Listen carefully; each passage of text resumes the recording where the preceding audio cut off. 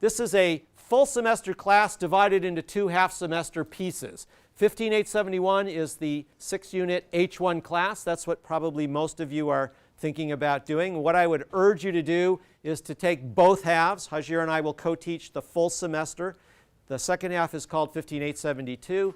And although we think this first half is good, the real value in terms of developing a meaningful capability for you to be able to use system dynamics and systems thinking effectively will come if you take the full semester. You don't have to exercise that real option today. You can wait and make that decision a little later. But think about it for right now for your semester planning. There are 5 assignments over the course of this semester. So the good news is there are no exams. The bad news is that there are 5 assignments, and this class has a reputation that I believe is reasonably well-deserved for having a heavy workload. The reason for that is clear. I can't teach you anything. And I know you're kind of giggling over there, but it's absolutely true. I can't teach you anything. All that I can do, all that we can do is create an opportunity for you to learn for yourselves. You have to do it, try it, practice it if you're going to develop a capability. That is not going to happen by coming to class. Now, you need to come to class, and participation is part of the grade, but that's not sufficient. It's also necessary for you to try everything out, and that is why we have those assignments. You also are going to need to read the textbook. So this is the book, and it's pretty fat and heavy. You're not going to be asked to read the whole thing. The bad news on that is I wrote it, so I can tell you that it'll definitely cure your insomnia. I recommend, so I don't care if you buy it, although I always say if you buy 2, then you can kind of go like this all day and you can save money by quitting your gym membership. But I don't care if you buy it. I do care that you read it. You can't do well on the assignments unless you read the material in the book carefully and work through some of those examples. Chapter 1 is what you need to be reading first. The syllabus tells you what to read for every day. In addition, from time to time, we are asking you to read a couple of short case studies or other material, and we'll provide follow-up articles from the professional literature from time to time as well. So the question is why? Why do we need something like system dynamics and systems thinking? And I think the answer is not simply that the world is changing faster and faster, things are accelerating. Everybody knows that. That's kind of the price of admission to the world today. It's that despite all the tools and methods that we've got, all the analytic power and our cleverness, things are getting harder and harder, and more of the policies that we implement are failing to solve the pressing challenges that we face. And this is not what I'm saying. This is what the senior leaders in organizations with whom I work, what they tell me. And the thoughtful ones, the most thoughtful ones, they say it's not just that things are getting harder and more difficult despite our cleverness and our analytic power, but because of it, that we're too clever for our own good. And I illustrate this traditionally with this picture of one of the leaders of an organization that I've worked with. And here is the poor guy in his office. Now, many of you have seen this before, but I think it's just a great representation of what's going on. And like most senior managers or lower level managers, he is completely squeezed by pressures on all sides. Can't breathe, claustrophobic. And what you're asked to do as a manager is to be decisive. So you've got to make decisions. Boom! Things are now much better for you, right? Now you can begin to breathe more easily, see out to the side. Relief, things are great. But as you may suspect, there could be some unanticipated side effects. Now, the reason I like this and the reason I'm showing it to you again is I think it's a great way to capture the core of what a lot of systems thinking is about. And why does this happen? Why does this happen, and why don't people learn? So it's not just that it happens once, but people do it over and over again. So why? That's a real question for you. So what do you think?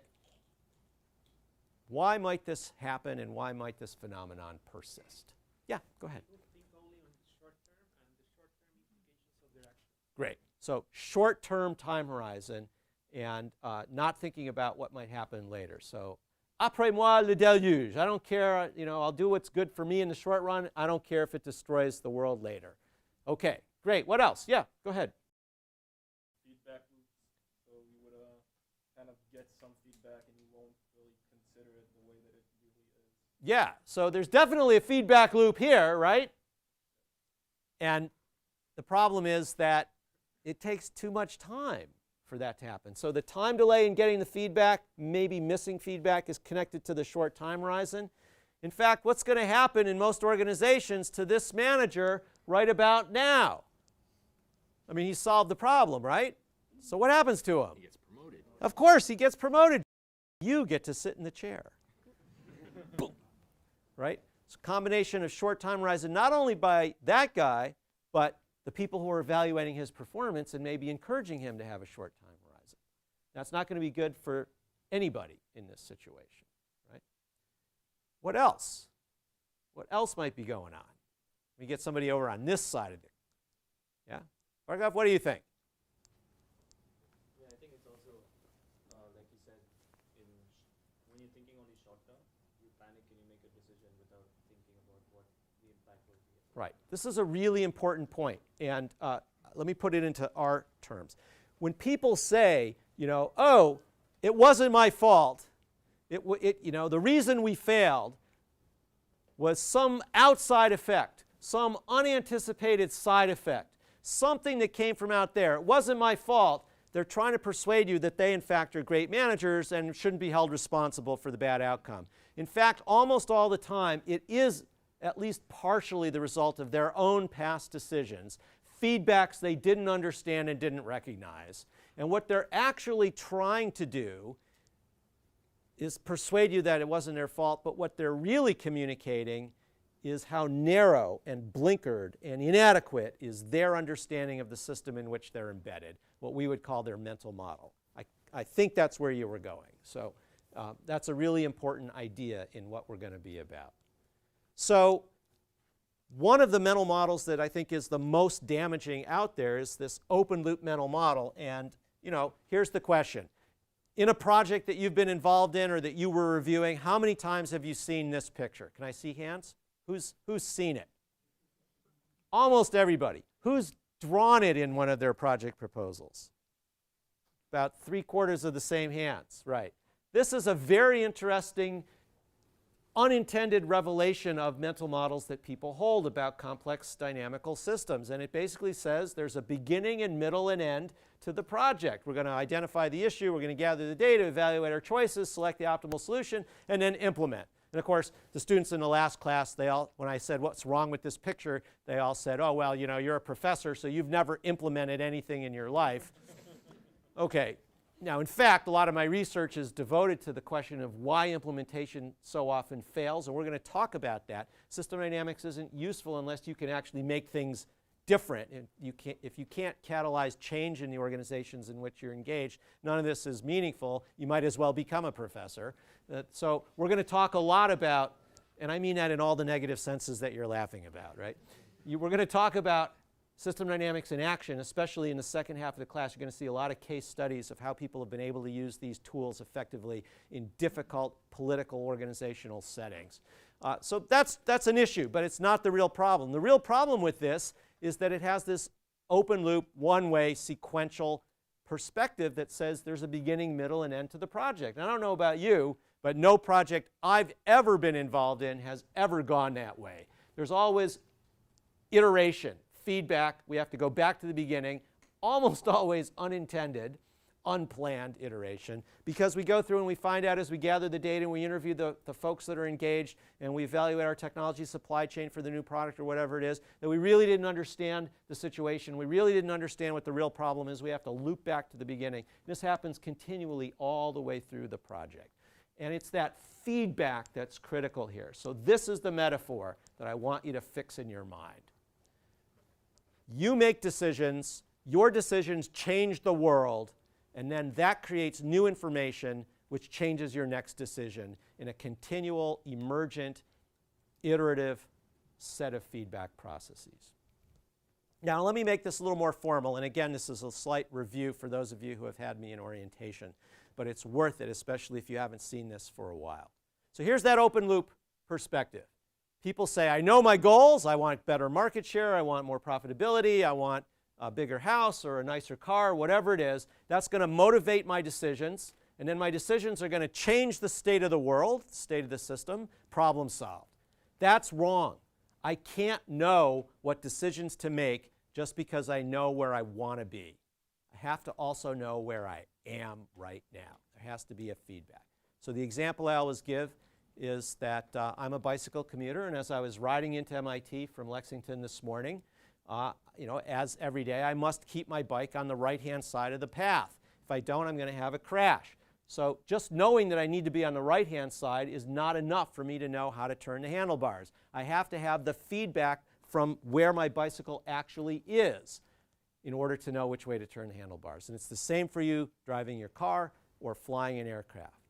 Now, if flying your organization through hostile skies, dogfighting with the competition, keeping the investors happy and calm in the back and serving them nice drinks and hors d'oeuvres, if flying your aircraft, if flying your company was just as easy as flying an aircraft, which isn't that easy, by the way, it doesn't take much bad weather, fatigue, or substances in your bloodstream to degrade your abilities so much that you're going to crash the plane, crash your car, or crash your bicycle. But if that, if it was as easy to run your company as it is to ride a bike, no problem. We wouldn't need this class. But it's not. And it's not easy in part because that feedback loop, which represents the intended effects of your decisions, but doesn't capture the unintended effects, it's only a piece of the system. So you're embedded in a much more intricate, complex system in which that's what's going on for you. That represents mental models of what you ought to do, but mental models are limited. And all the impacts of your decisions, all the effects of your decisions that you didn't think about in advance and that aren't part of your mental model, they're going to manifest as so-called side effects. Remember, there's no such thing as a side effect. There's just the effects that are in your mental model that you were counting on, and everything else is going to manifest as a so-called side effect. And they're usually going to feed back in a way that's opposite to your goals. Much more interesting, you're not the only player in the world. So there's all the other actors out there, all the other agents out there, and they have their own goals, which are typically different from your goals. You want more market share? So do they. There's only 100% to divide up. And every time you make decisions, even if they're efficacious, that pull the world closer to your goals, they're necessarily going to be pulling the world farther away from those other folks' goals. Your customers, your suppliers, your employees, the investors, the competitors, the communities in which you operate, the natural world in which all of that is embedded. That's all going to be there, and those goals are going to motivate them to take action to try to bring the state of the world back to what they want it to be. Now, their mental models are limited too, and so they're going to generate unintended so-called side effects. And now this is getting to be a fairly complex thing to manage, not as easy as riding a bicycle. The whole story here is about expanding the boundaries of your mental models so that more and more of this structure is something that you can begin to think about and try to take into account when you make decisions. You're never going to get it all because all models are wrong. A model is not the real system. Only the reality is the reality, and everything in your head is a limited, filtered, imperfect representation. But we can do a lot better than the mental models that we have now. So, what are we going to do? What we're going to do is develop tools in this class to elicit your mental models, articulate them, and do that in the context of busy people and organizations. We're going to explicitly account for feedbacks and stocks and flows and time delays and nonlinearities and the other elements of complex dynamical systems. And then we're going to use simulation to figure out what that means. Not because the model is going to give us the answer. All models are wrong. But because the simulation models are going to give us insight that improves our mental models and the mental models of all the people who need to be involved in order for change to happen so that people are empowered with high leverage, effective policies to go out there and make a difference. You can read in the syllabus how we're going to do that, but I think there are three core ideas I'd like to leave you with before we break for today. The first is that it's the structure of complex systems that generates their behavior. That structure consists of the physics of the system, the information that's available to you, and then the decision rules that you use to turn that information into action. All three of those are relevant here. Mental models matter a lot. It is not enough just to come up with the right answer, and it's not enough just to change the physics of the system or the information with a new IT system or the incentives that people face. All of those are important, but they aren't generally sufficient. And one of the very powerful mental models that's out there is what we call the fundamental attribution error in psychology. And this is an idea you should have learned at the beer game. And it's the idea that if you ask me why I've screwed up, I've got reasons, known as excuses, right?